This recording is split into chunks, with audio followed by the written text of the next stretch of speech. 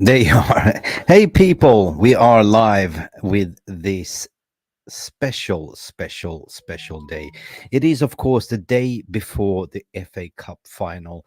The way that Ten Hag and the Red Devils, the boys, can redeem themselves after a horrible season. I always ask the question, how do you feel to be a Manchester United supporter? Especially today, you need to sort of dress up again in this red shirt with the badge because the we got hit again with an uppercut. And I did another stream earlier regarding the Ten Hag sacking rumors and stuff like that. And this happens always before a game. So if you are Ten Hag in, Ten Hag out, I don't really care because we have to put on a smile, happy face, support this team. Media is against us. Everyone wants us to lose. The bookies are against us. And all we have is each other. So sometimes it's good, sometimes it's like shit. Sometimes maybe good, sometimes maybe shit. And hopefully tomorrow will be a hit. Guys, buckle up. I will have some special guests coming in. I guess they're late. It is only me. You saw me 3 hours earlier with the Andy Tate, but we are back again. So please, for Ten Hag, if you're in or out, I don't care. This is for Manchester United. Let's do this. Hello and welcome to MUFC Realist TV.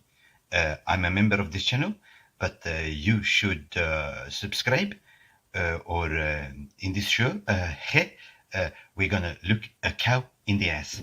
Let's go. Has the Premier League ever been more challenging? En welkom. Dit is mijn home and I want to achieve success. Okay? All right, this is the big one, and bold knows best was the initial slogan when he first walked into Old Trafford. Everyone was excited. He stood between him and Poch, and I remember clearly, everyone say, no, we don't want Poch, we want Ten Hag. And then all of a sudden this season, a lot of players on Ten Hag, despite the takeover, despite the injuries, despite everything that's been going on. But despite all of this, we made it through an FA Cup final. That is kind of the only way we can salvage our pride, to go in with our heads high up and carrying this badge, this red crest or this yellow crest with the devil, because it's war. It is actually a derby played at Wembley Stadium. It's going to be jam-packed. It's cup. Anything can happen. And I posted a poll, basically, that I want you to engage with. Do you reckon Manchester United will have a chance to win the cup and take it home to Old Trafford? And so far, the positivity is on 62%. Love you for that one, channel. Love you. You are amazing community. So we do have guests that are coming in. Mark is coming in. Botswana Papi will come in. Football Power Hour. Jarvis.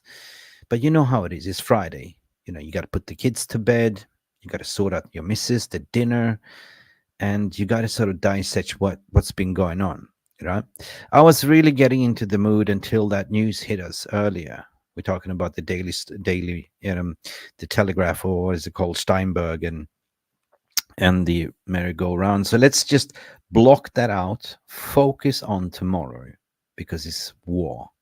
This is big one, right?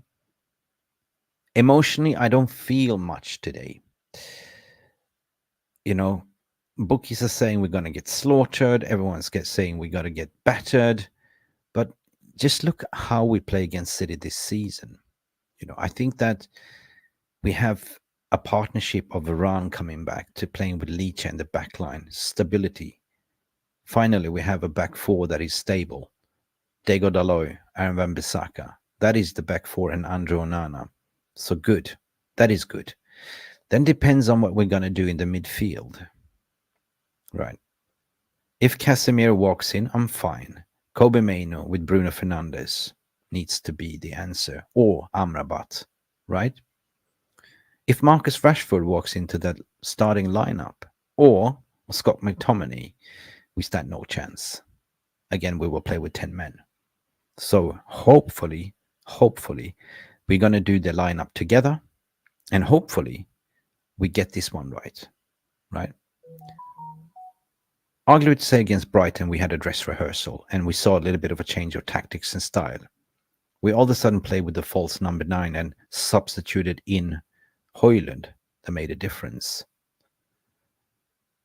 Let player power sit on the bench. Let Ten Hag play his best game. Play with pride. Play to win. Play for the fans, because that's all we have left. This is the final kick of the season before we go on a holiday. So I believe that I would like to see the best lineup in terms of the midfield. Amrabat or Casemiro has to start. 100%. Mason Mount is fit apparently. Bench. Right? Bench is looking good. Then Bruno Fernandes 100% needs to be on his best. But in order for Bruno to play his best game, he needs support. Kobe Mainoo, Casemiro perhaps, or an Amrabat. We'll talk about the lineup later. Garnacho needs to start. Ahmad needs to start. Don't start Anthony and Højlund on top straight away. The bench looks like very, very sharp. We must have a lot of good players on the bench, including some youngsters. So I see that if we survive the first half, is what we did against them, at Old Trafford last time, or at Etihad as well. We provided some pressure. And unfortunately, last game we played against us, the VR shafted us in the final minutes. You all remember it. But we are here to spread some positivity, people. If you are watching right here, right now, it's Friday. Pin back your ears, whatever you're drinking, say cheers and give it up for this community. You are been here in rain, shine, thunderstorms, hail. You've been here and supporting us. You are the real fans. 31 watching on this Friday. Big up to all of you. The community, I did a little bit. Byron Francis, I did a mistake as dyslexic. I changed the headline. I did. He says win, but before he said with. I know. I changed it. And this thanks to you, my friend. Dicko, what are you saying here? Dixo, Kamala Banda. Hello. Are we winning? What do you think? What do you think, Dixo? Are we winning? You know what? Zlatan Ibrahimovic once said, the ball is rounded, anything could happen. The game is played in 90 minutes. Absolutely, 100% correct. That is it. And Danny B, big up legends, pissed over Erik Ten Hag, especially the way it was leaked up before the final. Was it? We did a stream about this before. I checked with some of my journals that I know that are tier ones, Manchester United supporters, and the fact remains the same. Nothing has been spoken. Of course, Manchester United is looking, just in case Ten Hag decides to leave, or if they decide to leave on, mutual consent, right? They might be so that they have had this conversation to say, Ten Hag, this is the way we want to play. This is the way you should fall in line. You should just be a head coach, and whatever we tell you, you have to do. And he must turn around to say, no, this is not my style, the way I want to play. I want to continue. And they might part ways. That might be one plausible solution. I don't see a sacking. Does not make any sense. But tomorrow, we play to win. Tomorrow, they can't take away our pride. They can't take away our freedom. They can't take away our joy for being a Manchester United fan for fully 95 minutes or whatever the VR is setting. Even it might go to extra time or penalties, we still have to believe. We cannot down tool as fans. And media cannot destroy whatever they try to do today. I find it very despicable, especially if you're a journalist or an editor and not a Manchester United fan. In matter of fact, that tweet got 5 million clicks, and the journalist that wrote it turned off all his replies. But it is what it is, and we've seen it before. Before a special game, there's always some leaks coming out to damage our chances to win. And Ten Hag and the boys are in London and have to deal with all this gash that's coming out. It's not fair. And one that is fair, that is coming in here, that is my partner in crime, that finally rocked up. His name is JC. He's like a famous rapper, but it's actually Jarvis Cocker. And Football Power Hour. I have celebrities. Big up, guys. How are you doing? Big up, Mendem. How you guys doing? Mendem. Yes. I'm good. I'm good. Very Nice. well on a day like this. You know, I heard the news, or is it news or is it fake? I don't know. Well, I didn't hear the beginning, Mick. What's your take? I said my piece on it, and I spoke to Strata News, I spoke to Caught Offside journals, and I looked what Fabrizio Romano is saying as well. So nobody's really claiming it. It's a spin-off of the Marzio story that came out boldly to say, like, definitely will be going and stuff like that. So whatever his name is, I forgot his name now. My head is full from the Telegraph. Yeah, I mean, he's a good journalist, but he has no connections into United, is what I found out, and no connections to Ineos, right? So for me, it's just another scoop, and it's got about 4.5 million clicks on it and turn off his responses. And John Åge Fjortoft follow up to tweet, but you know what? John Åge Fjortoft is good with German football, not really with, United in certain ways. And I haven't seen anyone else. And of course, you have the Twitter media aggregates that's been sort of reporting it as well, right? Following it. But if it's true in a certain ways, then it's a fucking shit show, right? What's your take? Now, if you're asking me, I'm not in the known. I don't know any journalist. I don't have any information other than what I read in the news. So for me, my first thought was this is not Ineos leaking it. I was thinking this has to be Chelsea because Chelsea wanted McKenna. 100%. And they have been in talks with McKenna, and McKenna have probably turned them down. And I don't know if he No, did. he hasn't or turned not. them down. He has not turned them down. I'm telling you. Okay. But go on. But for me, I thought that he turned them down, and basically just Chelsea, I don't know, leaked it afterwards just to put pressure on McKenna. I think that was my initial thought, but I'm not sure if it's right. Jacob Steinberg is close to Chelsea 100% and Aston Villa. No, not. Yeah, he's close to West Ham and Chelsea as a reporter. I can give you the credit for that. It could be like that. But regarding McKenna is in talks with Brighton. He's in talks with Chelsea. And he's been informed regarding the Manchester United situation in case they depart ways with Ten Hag. So he hasn't given any answers to either of those clubs. But one thing is for sure, he will leave Ipswich. He's already told Ipswich. The thing is, right? Okay. Now, the debate I had with Andy earlier today. He's still on the contract. He can't just leave them. But he's given them the heads up that he's looking for something else. Yeah. So the discussion that I had earlier with Andy was to say, this doesn't sit well with me, right? The Ineos revolution, you can love it or hate it. You can be a Ten Hag in or Ten Hag out, but this is not on just before, a day before the FA Cup, right? This is a punch in the solar plexus.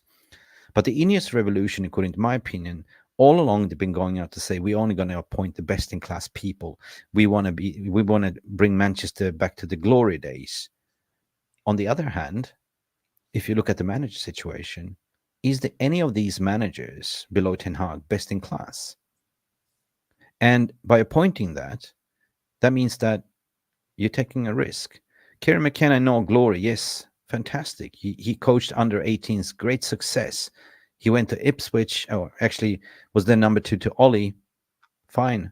Went to, Division 1, got 2 times promoted, now up to Premier League. And it's similar like a Vincent Kompany. So you see, it looks like they're following the Arteta model, like, let's try this trend, right? But to play in Championship, to play, in League One, it's a totally different ballgame than the Premier League. And that is not the best in class, right? So instead, I think this is a lot of noise and speculations. This is my take on it.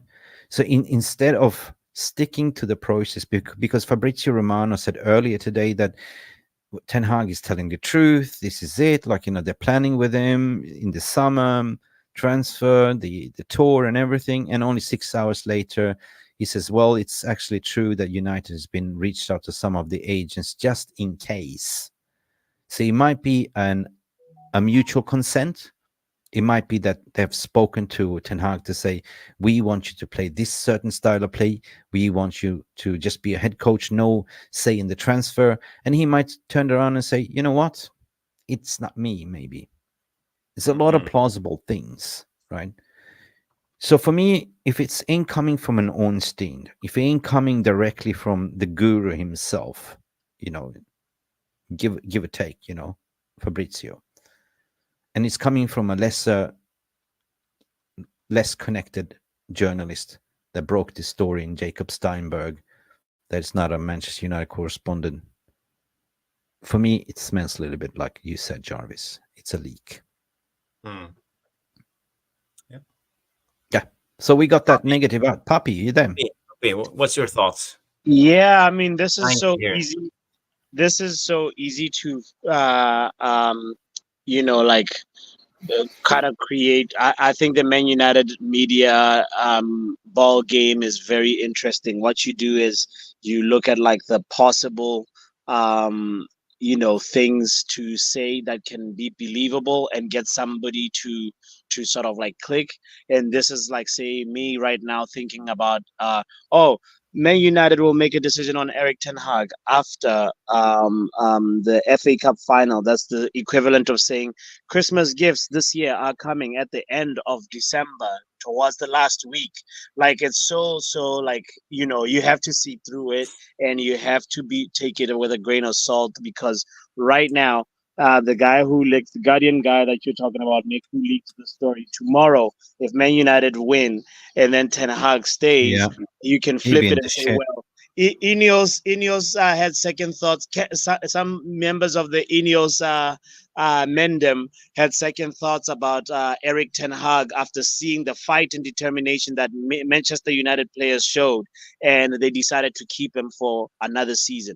It's just a little game, but something has to be said about there's no smoke without fire. Of course, Eric Ten Hag knows he's been under review. Anytime a new regime comes in, they have to have always review, right? They have to have their own idea of who they want to be directing the ship. So whether it was before this FA Cup final or after the FA Cup final, I think the decision has been made a long time ago. And right now, Eric Ten Hag is under the pretext of, I'm going to be here for the rebuild. So I'm really not believing all of it, but it's nice to play the game of like, oh, what happens if it's McKenna? What happens if it's this? Yeah. You got a point. Because you're talking about performance review. Whenever new establishment or new owners come in, they of course they do the strategic review, and they do performance review on everyone, on the leadership and everything, to see if you're fit. And of course, they've been sacking a lot of people and replacing them. But manager is the last post. Manager is what you're not touching, right? So they give him some, performance review. This is what we need to fix, and we will hear you out. What's the issue, and we will try to address it. So the training facilities under par. We'll fix that 100%. The scientific department, the medical department, 100%. Yes, the injury's been there. We understand. Okay, you haven't had any structure before. You've been swimming alone in. So we understand that. So everything has been taken in consideration. But if you finish, let's say we want you to finish as strong as possible, right? You didn't get any backings or funds in the January, so it's not your fault. But we want you to finish as strong as possible. If you win an FA Cup, we will talk about your renewal, your contract after that. Because let's face it, he's got 1 year left on his contract. From his agency side, SEG, they're looking to sort of extend his contract, to make reinsurances. You know what I mean? But to come here on a Friday, especially a magical point at 3:21 p.m., you drop this bomb, and you had just before the weekend, you switch off your reply, so you cannot reply at all, right? You cannot reply. You switched it off. You can't. And to say they reached 4.8 million views only on this tweet, and how many people read the article? So you got to think it from the editorial perspective, right? Exclusive. You start. Manchester United have decided to sack Eric Ten Hag after the FA Cup. Statement. Boom. That's it. Claims. But there's no source, Mick. What's the source? There's no source. There's no source. And he can just backtrack and said his source is Di Marzio for example. There's no source. You say, Yeah, but you read the can, article.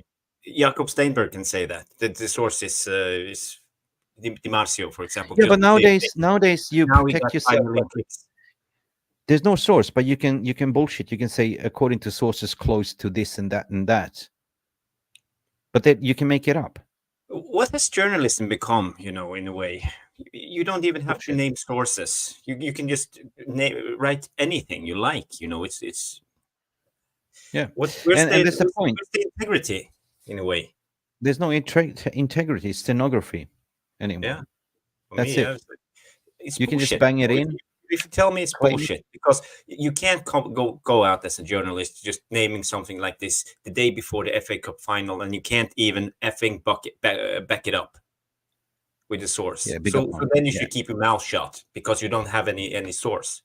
Okay, we will house clean this once and for all, and we'll focus on the positivity. But if we're going to talk about that, the journalism is gone 100%. It's stenography, right?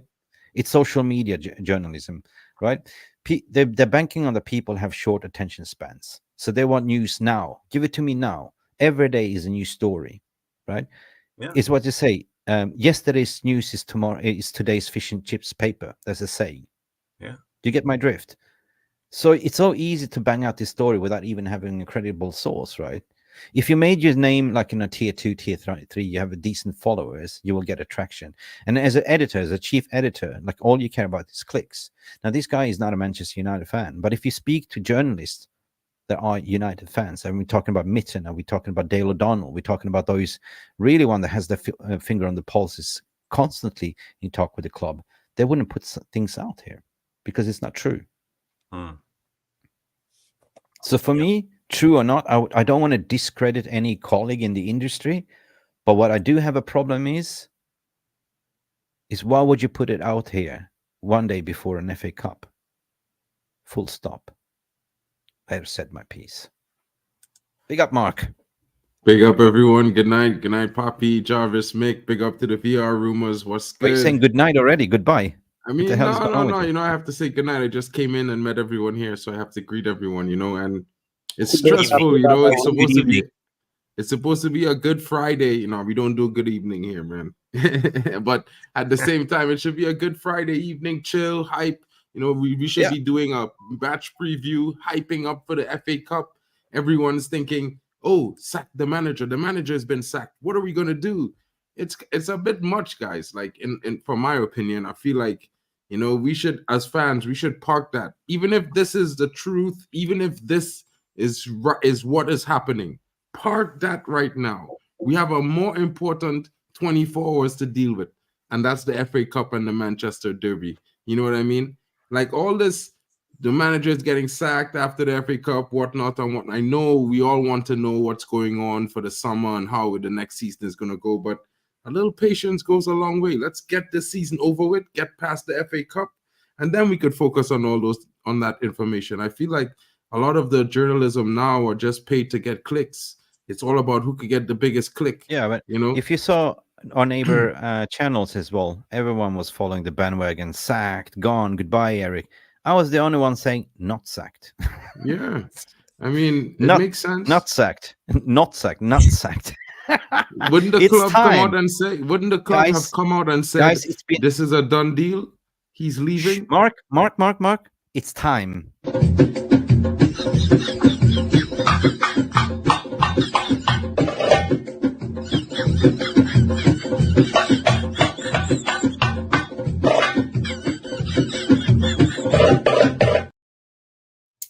Mick is angry. It's time to shake it off. You know what I mean? The conundrum. Let's focus on the positivities, shall we? Big up VR Room. How you doing? Who do we have here, Jarvis? Legendary fans. Yeah, first of all, I want to give a big shout to Rush Mano. He comes in and say, what if Steinberg released the info because whoever Chelsea was talking to told them they had already accepted the job at another club? And this is why I'm extremely critical, because there's no source. Because it could be just based on rumors and guff. So that's a great comment. We have Alien Tenno in the house. Jamie Wayne, Craig Warby, Madhouse, my Madhouse. How are you feeling today, Madhouse? Pretty mad after Ten Hag got the sack, or maybe. Yeah, Marty, MUFC, good day all. Good day, Marty. And Stu is always here. Big up, Stu. He say, I got a feeling we'll sneak a 1-0 smash and grab. Yeah, we have four through podcast here as well. 100%, man. What you saying, my friend? The best sources reported they've looked at managers and spoke to a few, but nothing is decided until after the final. Exactly.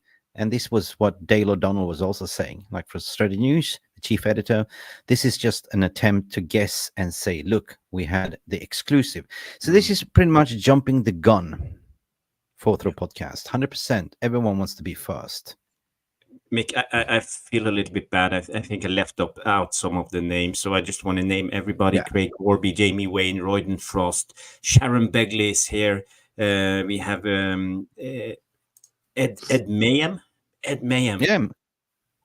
Cool name. Cass Taylor is in the house. John Johnson, as always. So Genghis Khan was in the house. Will is here. Gavin Underwood. Big up, Will. Byron Francis. So people get your comments in. I tweeted or put the tweet in the comment section. So if you guys can please retweet, and I will read out your names and give you a shout after. At the end Jarvis, of the show. Jarvis, we cannot go on with the show without the number one Milf Hunter. It's Friday, okay? I'm here to see the director of the Tin Hag Club. He should be out now. Should be out hunting. Yeah, I know. He's worried about me. I think that's why he hasn't gone out, because he's worried about how I'm feeling. But, I'm kind of confident tonight, to be fair. Like, my manager had a press conference. He said what he has to say. He doesn't look like he's perturbed or disturbed in any way. So, for me, it is what it is. Whatever happens, I'm dealing with it after the FA Cup. I'm hoping for a win. All my vibes are on the win right now. Yeah. Listen, what you are saying, we deserve better. Media is just hyping up another English manager. We see, man. Seriously. The thing is that I did, a follow-up from Di Marzio, and, I spoke to Alfredo Padula regarding the Serbia at least. Now we see how the domino is falling, dots are connecting all of a sudden. Like, we see that Hansi Flick is now accepted the Barcelona gig, right? Padula told me that so far what he knows, the Inter, Juventus, and Napoli are not looking for De Zerbi either. Bayern Munich is looking to appoint, believe it or not, in final stages. We're talking about Vincent Kompany, right? Chelsea is looking at their targets as well. And somebody has triggered the buyout clause for De Zerbi on 5 million euros. Now, who is that? Nobody really knows, not even him. But he said to me that De Zerbi would like to stay in the Premier League, and his dream is Manchester United. That's it. So McKenna might be the one that's spoken to. It could be De Zerbi as well, but I don't see Poch. I don't see any Pochettino there whatsoever. I don't see Tuchel as well. So we just have to play the game fucking tomorrow and just fucking win, right? And hopefully we will win. We should win. So let's move on to the show, guys. Yeah. Mark, you were covering the presser. Talk to us about the mood, the overall attitude. I didn't cover the presser. I was way too busy chasing a missing cat. Well, the manager answered. He was asked a few questions. He was able to say that there are a few players, that trained. They had good training sessions, like Lisandro Martinez. He's in better fitness form after having a few minutes in the last few games. He also talked Mason Mount is not available. Harry Maguire is still racing against time. Luke Shaw unavailable. Marcus Rashford was in training. He's backing Marcus Rashford. It doesn't sound like Marcus Rashford is starting, though, because he made sure to say Garnacho has got some rest and was very energetic in training. So it looks like it's probably going to be the same 11, maybe minus, Scott McTominay. He might put Bruno there and then put Højlund up front. You never know. But the manager was asked about questions about if they had planned for the summer, and he was like, plans have been made, but right now the focus is on the FA Cup final, and that's what his focus is.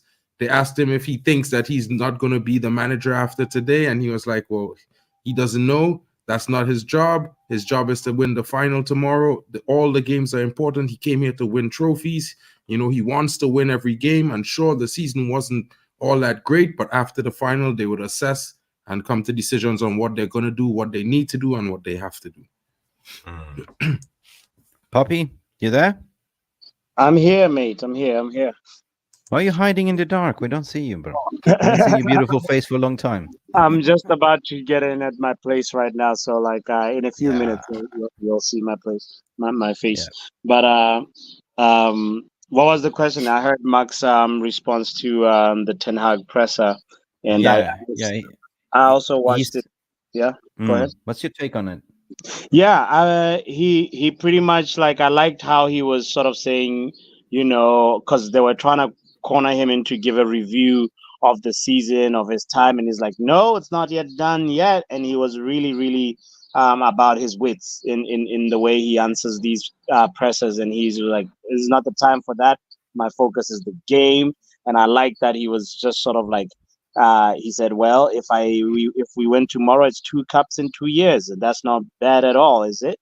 You know, and I was like, all right. He can, you know, he can take that with him. If Man United fire him for whatever reason, it's something that he can use in his next interview, wherever he's going next if he leaves, and he'll be like, this is what I've achieved in a very chaotic club, which is actually not a bad achievement when you think about it, not even mentioning that, oh, I was so close in another cup final, you know, it was a fluke the way Man City scored the fastest FA Cup goal in FA Cup history.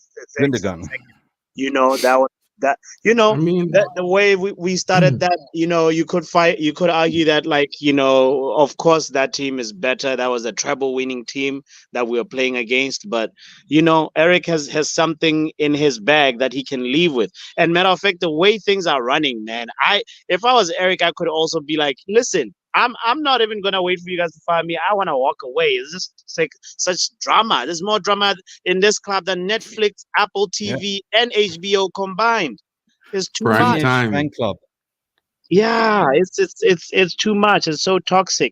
But, you know, obviously the thing about it is, like, I hope that the players, like, are up for the fight, and he looked like he was also he mentioned another point that I loved. He said, well, last time we played, say, Liverpool, we did not have a bench, and this time we have a bench. You know, we have a bench. And that's if it goes to extra time, our chances of winning keep on increasing, because we have players that are so fresh. The Martials, the Lindelofs, the longer the game lasts, the more chances for Man United winning the game. And I'm sort of very much hoping that somebody like Marcus Rashford, if he gets an opportunity tomorrow, he can respond from the being excluded from the English national team, and try and make Southgate and all the other doubters sort of like, know what he's all about, because he hasn't been good for us this year, but he can turn up and score a goal or two. The way Onana said it today, he said, Marcus, he can be a killer, something like that. He said, Marcus Rashford, he's got faith in his killer, Marcus Rashford, that he can bag 2 goals versus Man City.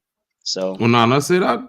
Yeah, Onana said that today in an interview today that was released. He said, look at Marcus Rashford last year. Look at Marcus Rashford this year. He was asking the interviewer, he's like, how many goals he got?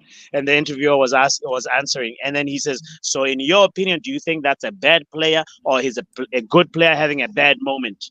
And to be honest, Onana really sided with his boy Marcus. And yeah, at the end of the day, Marcus is in a bad moment. Maybe the good moment will come tomorrow. Yeah, big up Royden Fost. Hang on a second. As of today, I've seen the Ten Hag in trending more than ever because of the situation on Twitter after this post. But I'm going to go to you, Jarvis, as well. There was a beautiful story by Bruno. I don't know if you had the chance to read it. It was a message to the fans, a personal letter from Bruno. He explained why he joined Manchester United, and he had tears when he got the phone call from his agent to say it's United, right? And ever since then, he's been giving it all. So tomorrow, he said, and we will be absolutely on our best.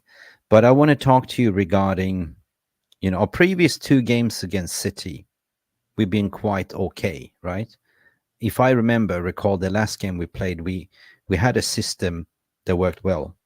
And it wasn't until that dodgy VAR that sort of got us, that got us losing our heads. True. And the bench. So it's not mathematical impossible. Like, we're fearing the dragon here. What's your take on tomorrow's game, and how would you sort of approach this game?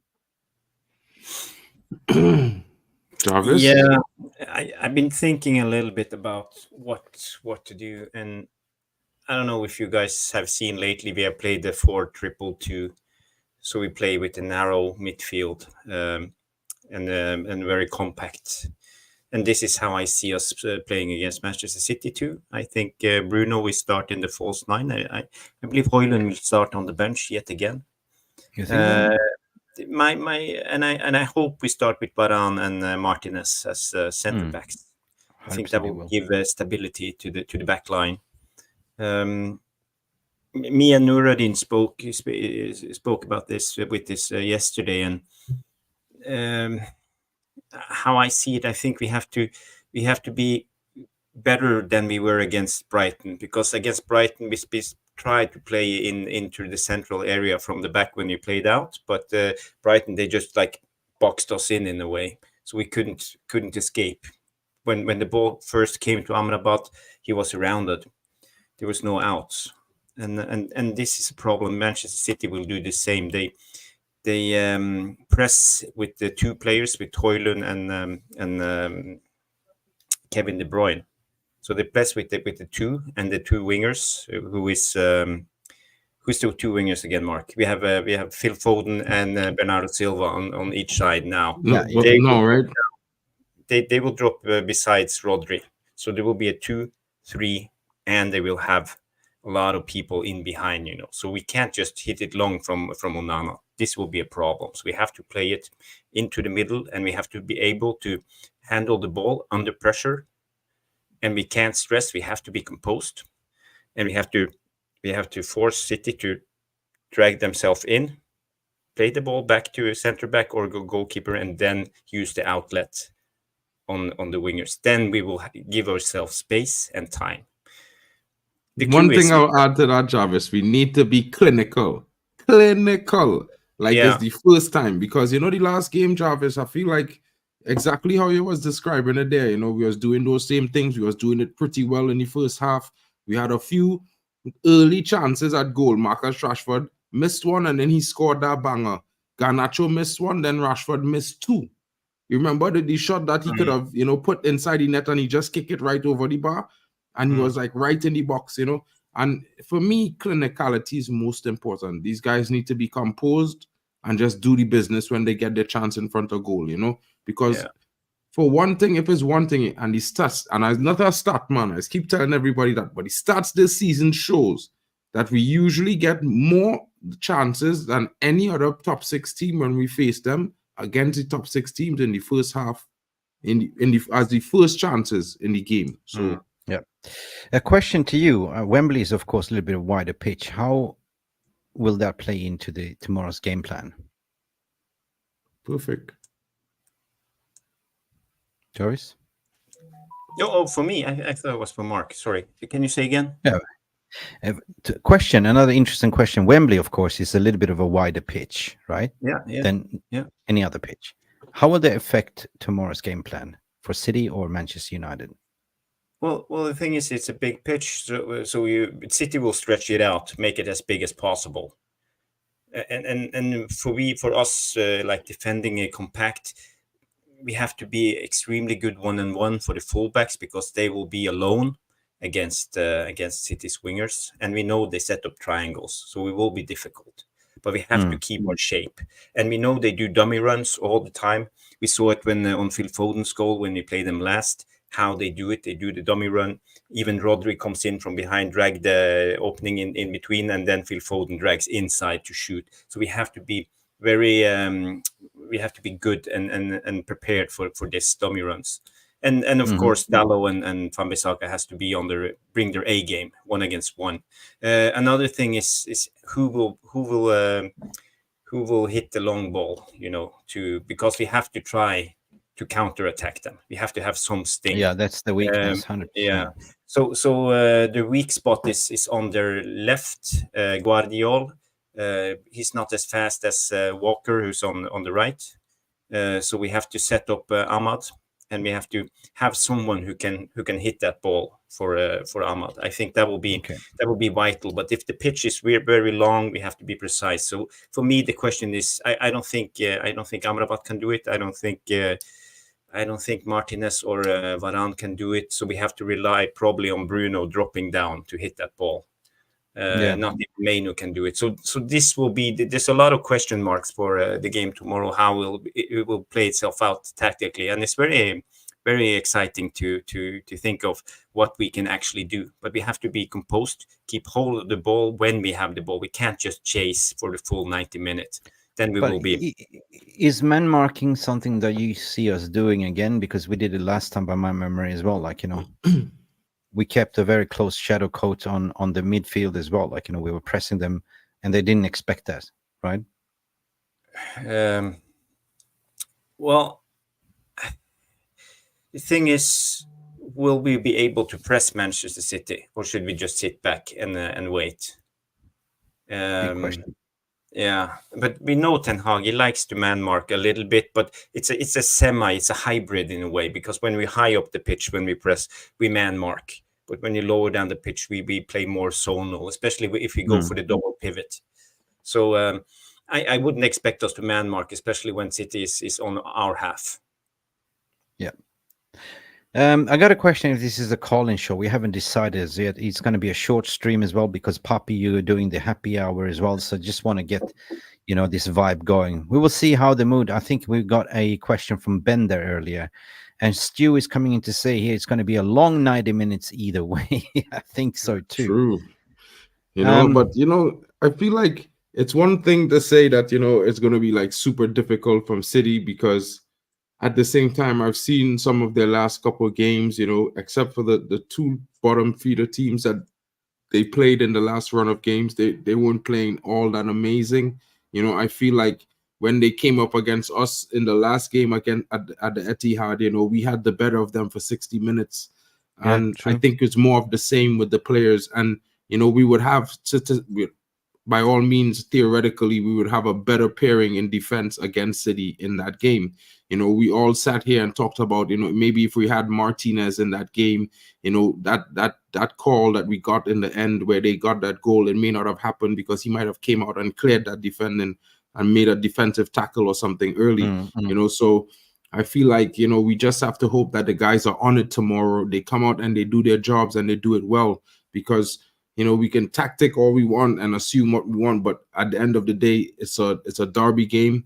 Form goes out the window, league results goes out the window. Whether City players are hungover or they're not hungover, United need to come out and play their game. Whether they're going to take the game to City or play counter-attack, they just need to do it and stick to it. The way I see it, or how we can actually win this game or stay in the game, is that Pep Guardiola is a tinkerman, right? He doesn't have a clue how we will line up tomorrow. He doesn't know who will start. And for the first time, we might even see our first best 11 starting tomorrow. That's the thing. All of a sudden, we will have balance in terms of how the bench is forming and who we will line up. It depends on the, who play the central defender midfielder role. Will it be a Casemiro? Will it be an Amrabat? There's a lot of questions. But the way I see it is basically shock and let him think, He thinks that we're going to line up the same old, like, play the 4-3, 4-1, whatever, 6, right? But we might see something different. So the way is pretty much do the same what we did against them in the Etihad. Stay in the game for the first 60 minutes, press them, shock them, be like, aggressive, do man, like, and just stay in your shape, yeah? Stay in your shape. Because Jarvis, that they move a lot. They do dummies and stuff like that. So we've got to be box clever there. Stay in the shape. If for some miraculous reasons we are 0-0 up in the first half, we have a chance, 100%, right? Is this one thing they hate is what you said, Guardiola on the left side, fast transition. No, if we can get Bruno to fire up, to lead the line 100%, and if we can get Garnacho to score as well, I would love to see 100% Ahmad starting, because his trickery, his pace, the low center gravity, and how he sort of takes care of the ball. Like, if we have that together with a solid back line and Onana in goal, I think we stand a chance, right? And there's one thing which is true in football, as what Mark said, it's a derby, it's a cup final, anything could happen, 100% nerves, but the ball is round and anything could happen. That's the thing, right? Anything can happen, Mick. But for me, I think I would like to see Ten Hag like pull a rabbit out of the hat and do something differently, because everybody now understand what Ten Hag will try to do. We'll play with the false nine, drop down, and like the magician. But for me, I liked what I saw in the Europa League final with the Gasperini. I love that system when you have a back three. It makes you so much more solid. Off the ball movement, you can shift whatever you like, but you always have an extra man to track, to press, to follow. And I think maybe that's the recipe against a team like Manchester City. To play with the interesting, because Gasperini changed, right? Didn't he? Yeah. In a way, basically, more of a 5-3-2 in the or 2-5-1. Leverkusen, according to me, plays like Pep, kind of that style, right? Tiki-taka a little bit, right? Yeah. So what he did to counterattack that was to play 3 in the back, and that worked. Well, he usually played 3 in the back, but he played even deeper with the fullbacks, I would say. But it's more about constantly running and pressing hard. He had the 3-man midfield, and they worked so hard. You gotta. It's all about the execution when it comes down to the tactics, Jarvis. You know what I mean? Like, those players, they need to stick to those tactics, and they need to drill it for 90 minutes. They can't give up. You know, I mean, it's not going to be an easy game by any means. As positive as I am and optimistic as I am, it's not going to be an easy game by any means. But we need to find that extra want deep down inside those players, and they got to come out and show it for the fans, for the coach, for themselves. They got to resurrect and get revenge for last season, man. And if we could win this FA Cup, that's big for us, in this rebuild, because that's two trophies in 2 seasons after not winning any for 6. Has to be a good step in the right direction. Yeah, it has to be. It has to be. So, I just want to say, Mick, before we go to this segment, that when it comes to our way to play out from the back, I think one of the solutions can be Martinez, because Martinez is good on the ball. Because when we try to play out from the back, he can carry the ball into the midfield, and then we will create an overload. Either Haaland or Kevin De Bruyne has to press Martinez, and then one of our midfielders will have a little bit space, just enough to turn with the ball and play it forward. So for me, one of the players tomorrow will be Martinez. Yeah. Just want to go to the lineup, because guys, get involved as well, because I have something to say. This is what we started with. I know that Lisandro Martinez 100% will start with Rafael Varane, the triangle with Andre Onana, but I want to hear from you guys. We want to build it together. So for the first time, I don't see. I've always been talking about the Manchester United Bermuda Triangle. So I want to see the Bermuda Triangle back here with a Casemiro. Right? This is the old formation that we played with last year that was so successful, right? The reason per se is that Lisandro Martinez is so good on the ball, right? Carrying the ball. And there was always working with this Bermuda Triangle. Lisandro Martinez, Casemiro, and Rafael Varane as well. But the question what I have here, should we just play Aaron Wan-Bissaka on the right or to the left? Yeah, the right. How do you right? I would put him on the left. I would rather him play against Foden than against Doku or whoever. Foden is on the left, right? Yeah, but you can also have the option to switch them, right? All of a sudden, switch sides. We've done it before. I think we've done it against Liverpool as well in the quarterfinal. So where would you start Dalot? Let's start I with would that. start him on the right. Yeah. Jarvis, Yeah, Dallo on the right. Poppy, you there? No, he's not here. He's disappeared. Okay. Yeah. Dallo. Because Dallo for me has been great. Like, he's been given more of license to go forward and sometimes play as the false number 10 as well, drifting into the midfield and going all the way forward. So that's cool. Wan-Bissaka has more of a defensive duties, so I'll put him here. And they can also swap in between each other, right? They can interchange 100%. Midfield has to be Casemiro, and then Mount too early. He's on the bench. I can see Kobe Mainoo 100%. Yep. And Bruno Fernandes, without shadow of the doubt. Right. Now, this is where we are going to twist and turn, right? Because I would say that I think Rashford will, I think Højlund will start in the middle. You said no, he will come off the bench. But let's start with the left wing first. Garnacho or Rashford?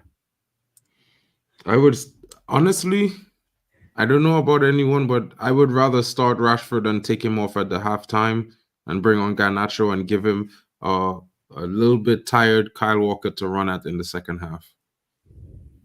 Can work. But the first half is so important. This is why I would play Rashford, because I feel like I don't want I want Garnacho to run until the game is over. You know what I mean? And I just feel like if maybe we get a good first 25, 35 minutes of effort from Rashford, and if he starts walking, then or he's not tracking back, we could bench him. But if you bring him on in the second half and we need a goal, are you confident that he's going to keep up the tempo that the team has built before he came on? I don't think Rashford will give a start, to be honest. He's been off. He's not in form at the moment. So Byron Francis is also saying that Rashford and Ahmad won't start. And Rashmanu is saying basically Højlund scoring that last goal in the game must mean he's pushing for a start. Madhouse is saying rather have Anthony as left back, Aaron Wan-Bissaka is crap as left back. So yeah, that's a good possibility. I would like that too, to be fair. Yeah, but I correct me if I'm wrong. I think he's gonna go with Garnacho. By the way, got the Premier League goal of the season as well. Yeah. Well deserved. And I think that Højlund will start. Sorry.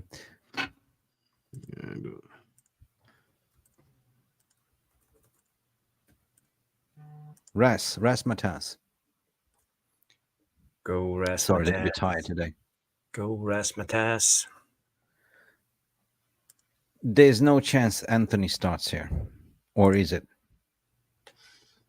I mean, I really think Rashford might start for some reason, but if we're going at like this, I would say put Ahmad in, because really and truly, I would bench Aaron Wan-Bissaka and put Anthony at left back. I just being honest. I think that would give us an overload down the left, a different flavor going forward in attack when he has the opportunity, and he's to me but more competent on the left in the one game I see him play there than Aaron Wan-Bissaka all season. Yeah. Andrew is saying Martinez returning will help Aaron Wan-Bissaka on left back position. 100% it will. 100%. So there will be balance. I don't know. Jarvis, need your help here. Yeah. It will be Ahmad. Yeah. Okay. Diallo. What is the VR room saying? I see Rashmana comes in. They say Ahmad is now a credible option as sub or starter now. Fair play to him. And I agree. I think he deserves to start this final because he's one of our informed players. And the one thing I like with him is composed and he's good on the ball. So actually, if we try the outlet to hit it on Ahmad Diallo, he can actually keep and hold on to the ball and maybe get a free kick or something. Give us a little bit of a breather. So for him starting, that's a vital point for me. Yeah, I agree. Alternative, what would you do differently than what we have here, Jarvis? Yeah, we got a question. Yeah. Yeah. Jarvis, we have a question for Craig Warby. Jarvis, let us know you see your alternative formation from last night, please. Yeah, but you can't change the formation, right? Because it's locked into 4-3-3. But I will Yeah, actually for nowadays, but we are developing I that. So think yeah, the 4-2-2. yeah, but this for is a me- 4-3-3. Yeah, it is. It is.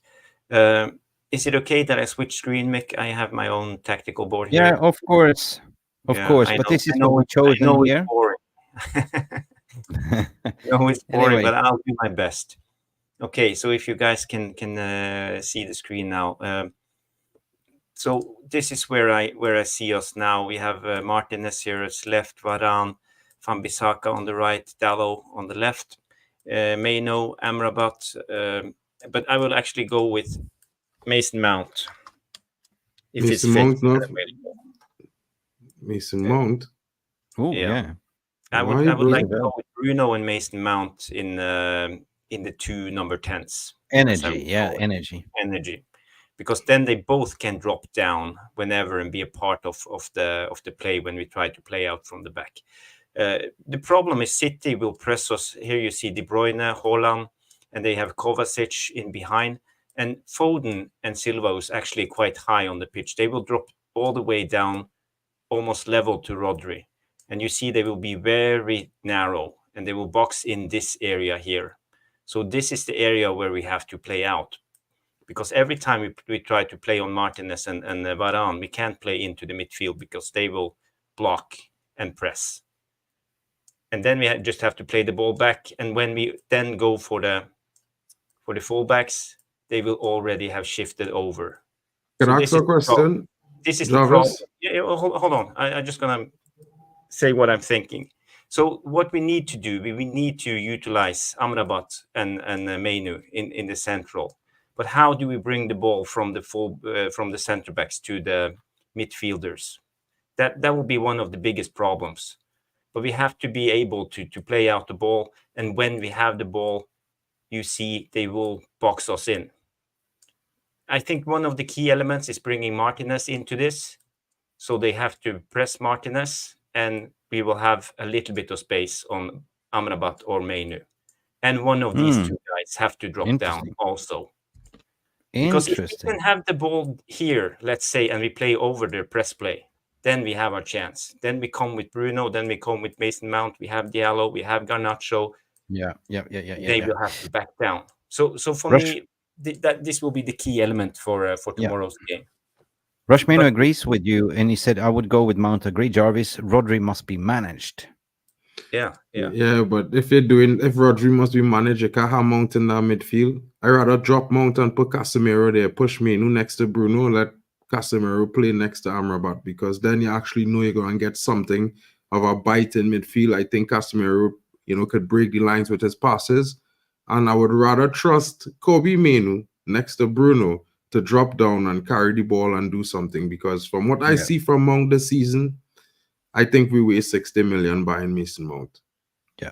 To be honest. Guys, get your questions in as well as we're coming down to the end of the show. Andrew is saying Rodri should not be allowed to dictate that midfield. 100% agree.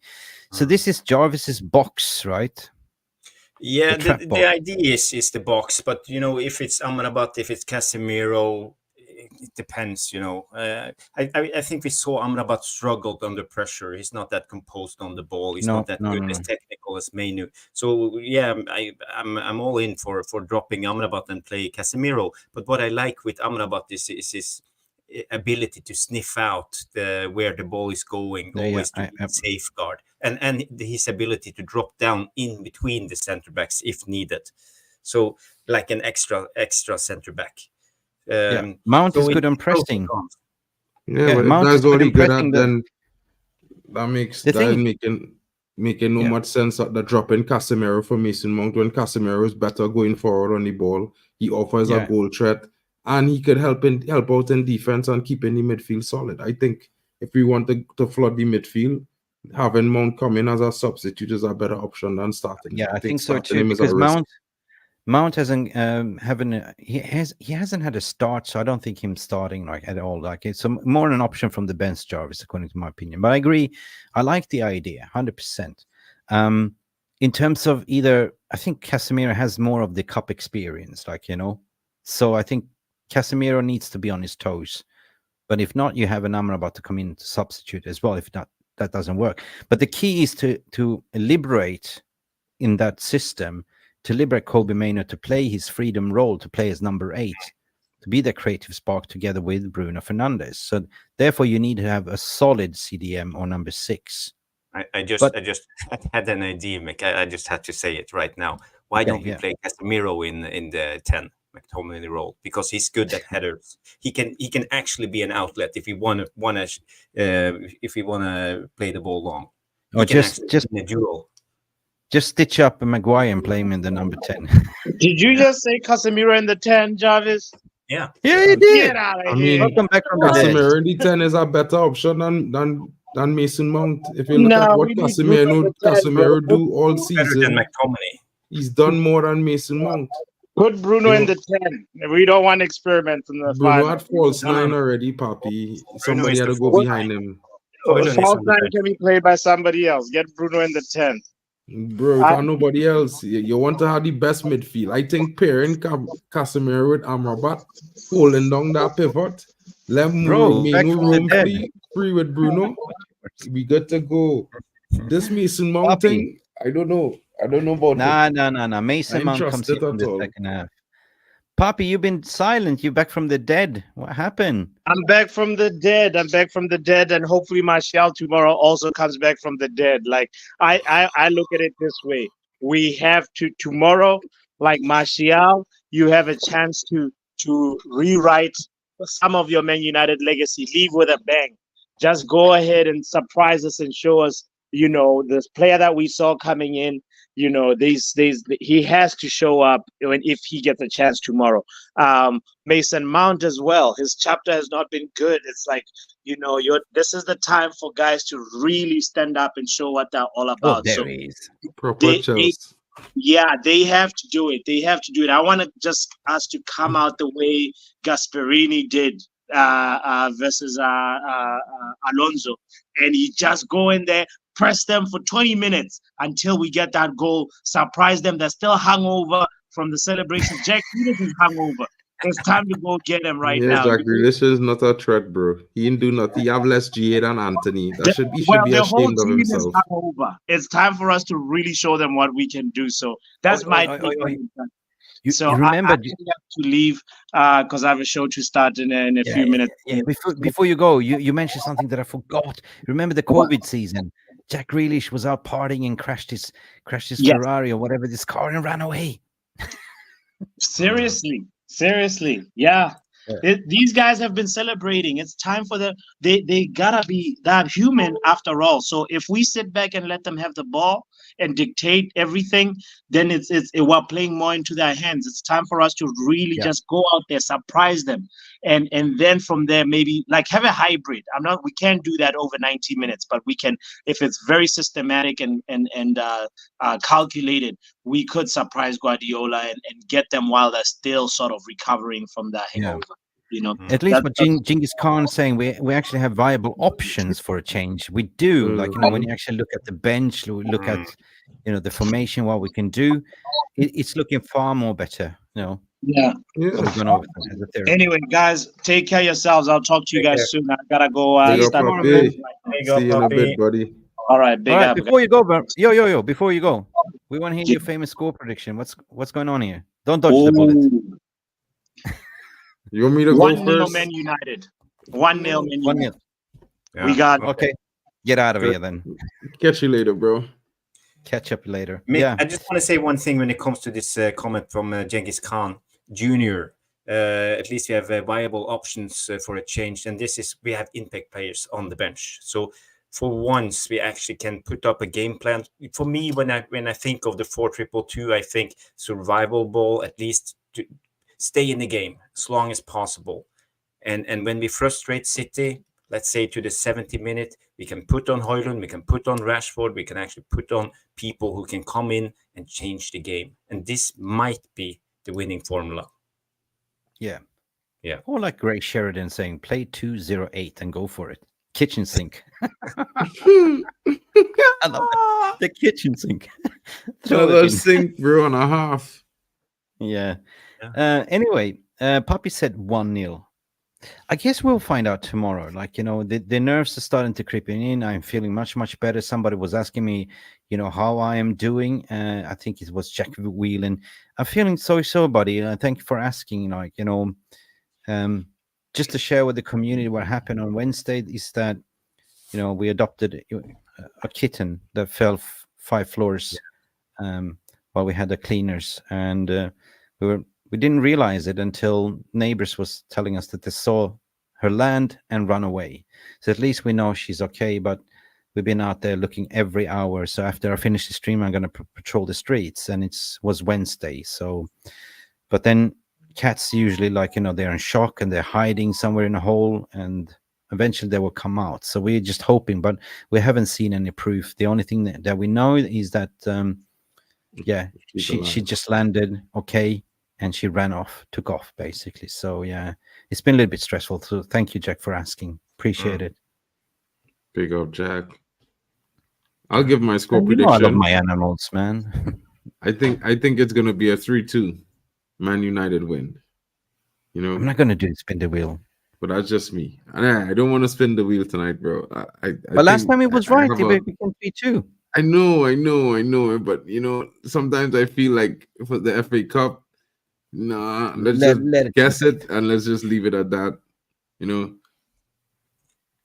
Jarvis, what you saying? I usually get this wrong anyway, so let's just say he froze. I expect we will lose, but I think we will stay in the game. So 2-1 City. Sorry for bumming you guys out, but my heart tells me we win, but my brain tells me we will lose. Okay. I will go reverse cowgirl on that one. I will go 2-1 to United. I think that we will stay in the game. I will be positive. They get the first goal, and we will get and I actually think we will get the first goal. They get the equalizer, and then some miraculous reason we will score 2-1. Big up John Johnson. Big up John Johnson. I would love to, John. Like, to be honest, I wanted to go radical with a scoreline, like a high-scoring scoreline, to be fair. But I just couldn't help but, simmer down a little bit because I don't want to be super over the top. But I do think we're going to score some goals tomorrow. I think we have a lot of goals in our team, especially with the players coming back. You're going to see we have chances. I think we've been a little bit more clinical in the last 2 games than we've been in the last 10. And that's always going to be productive for United. If Ahmad gets a start, he just scored in the last game.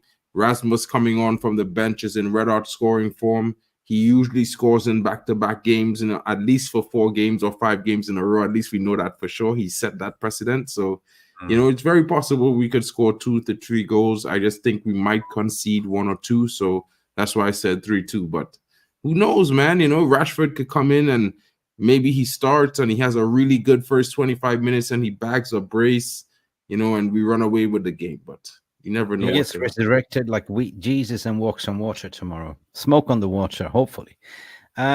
Listen, we're coming to the end of the show. We start a couple of questions. Jarvis, can you take? No, I haven't started any questions yet. I just wanted to say the score predictions from the VAR room. And Craig Warwick comes in and say 3-2 United. So big up, Craig. Stu comes in, say 1-0 United. Danny B, more of a pessimist, 4-1 Manchester City.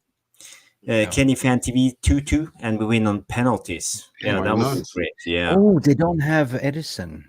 No, they don't. No, they don't. And Byron Francis say a total hammering tomorrow. Yeah, so it's not. And who's going to be the nail if it's hammering? Come back, United. Yeah, Andrew comes in, come back 2-1 United. We deserve better 1-0, no 1-1, and we win on penalties. So a lot of people hoping for penalties. Madhouse comes in with a wild one, 3-2. Then Mark woke up. Lul. And John Johnson, he say, I'm very confident we will score. We will score less, so we will win, but hopefully we will. I don't see us getting smashed, which I'm hoping isn't a bad omen. I'm going 2-1 City. Okay, so you're not that optimistic. You feel the same as me, John Johnson. But that's fair. I'm just going to close the poll here right now because I had a poll running all the stream, and the question was, will United upset City tomorrow, win the FA Cup? And 64% of you said yes, and 36% said no. So there you have it. Positivity vibes, FC. Yeah. Sharon Begley says we're going to win 5-3 on penalties. That's a good shout as well. Yeah. I don't know how we to take forgot that to one, say but they don't have. We have a quick question from Roydon Frost. Quick question. Rumors has Barada spoke McKenna. How can he do if Barada is on garden leave? That's true. Yeah. The tapping. Yeah. I don't know. I don't know. We don't care. We care about the football game tomorrow. Gas Taylor's coming with question. If you are Eric but he's sacked, will you back the new manager? Of course. Have to. We are Man United fans, bro. That's without question. I mean, as much as we might like a manager or might dislike a manager, at the end of the day, they're Man United manager. You know, we have to back them as long as they're in the job. Sorry, Roydon. Puppy just left, so we can't answer the question. I don't know if he saw Garnacho's or Hoyland's interview, but guys, if you did, let us know as well. And this is not turned out to be a call-in show. Ben and Grace Sheridan is saying, any new formation you would like to see next season? That probably goes to Jarvis. Yeah, I'm really excited for the new formation that everybody plays. Yeah, the 3-4-2-1-2, or what do you call it? The thing that the Gasperini is doing. So, but we don't have the fullbacks to play that formation, and we also see Xabi Alonso plays that formation a lot, and the guy in Crystal Palace, what's his name again? Oliver Glasner. Yeah, Oliver Glasner. So that I think that will be the new formation for all teams now. The 4-2-3-1 is kind of old. Football is always changing, and soon we see 4-4-2 coming back to trend as well, the way it used to play. Byron Francis coming in with a footballing question. Should all pens be retaken when the ball is rolled forward, reducing the 12-yard distance, given advantage to the striker? That's a bloody good question. What's the rules now? Mark, do you know? No, I haven't read it. I haven't read over it yet because they always be updating it. It's too subjective at this point. Like when Byron said that, it just hit me that I've noticed it happened once or twice in a penalty shootout recently, and the ref didn't bring it back. So it's one of those things. I think it's all up to the subjectivity of the referee, and this is a big problem in the football that we're seeing this season and last season. I think subjectivity should have parameters where it's all set within a parameter. So even if it's a different referee, the outcome will be similar. That's just me. Yeah. Jamie Wayne is saying, if he wins tomorrow, meaning Ten Hag, imagine the narrative. Yeah, that'd be a big statement if he does. And SL comes here to say, whoever voted yes on the poll, well, I have whatever you smoking.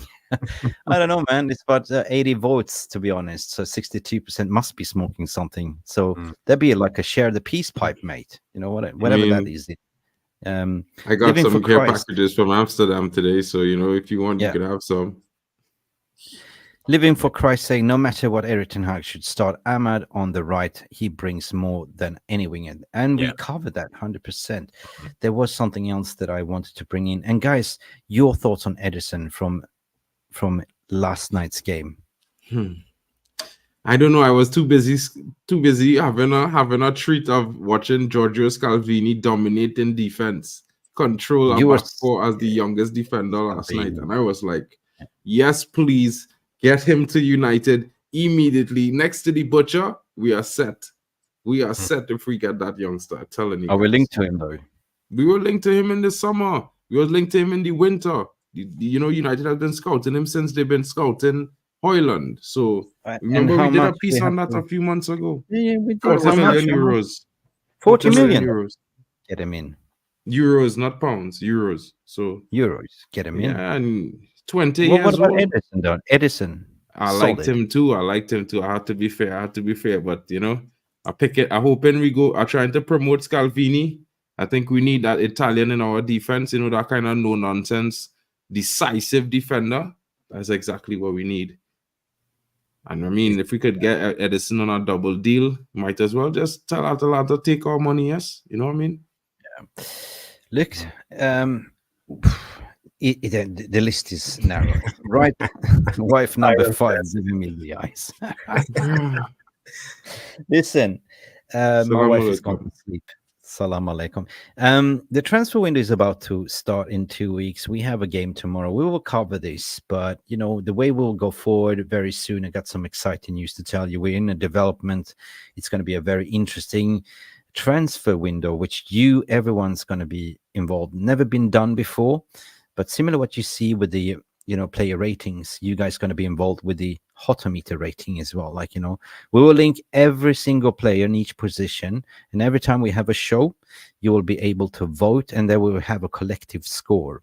So it's called the transfer hotometer rating show. Kind of, I don't know yet, but it's in development, and nobody's done it before, guys. And you all gonna be involved. You're gonna have your rating and say, and collectively, you can call it like a fantasy transfer. I don't know. But eventually we will follow up on the reports. We will write up and we will follow, if it goes to 40%, 50%, and to done deal. Yeah. How's that sound? Yeah, that sounds great. Sounds great. But I'm not the best when it comes to transfers. That's not my strongest thing. So I have to rely on you two guys to give me some tips and hints. Well, I mean, if you want some tips, you could go check out the video I posted today with some transfers. I was doing a shoestring budget transfer list, part 1 of the transfers that we could possibly do. And tomorrow morning, I'm going to do one with the big names that we're looking at, like Olise and those guys. So I just looked at the signings that we could do possibly for like 20 millions, 30 millions, maybe a 40, some free guys like a Rabiot, Tosin Rita Bayo, Yeah. So I was just looking at, things that we could do to bring in quality in bulk as opposed to going for a big marquee signing. And these players could still provide that, like, as you know, Serhou Guirassy, his transfer, what do you call it? His release clause is 17 million on the 1st of June. So we should be looking at him, 28 years old, scored 28 goals this season in Bundesliga, 6'2", very physical, very quick. He knows what he's about, and the prices, you can't go wrong with 17 million euros, right? Right. Has this guy a channel link? Oh, yeah, I have a channel link. I'll try to put it in for you guys. One sec. Yeah, before you do, guys, before we close the shop, you know what to do. Hang on a second.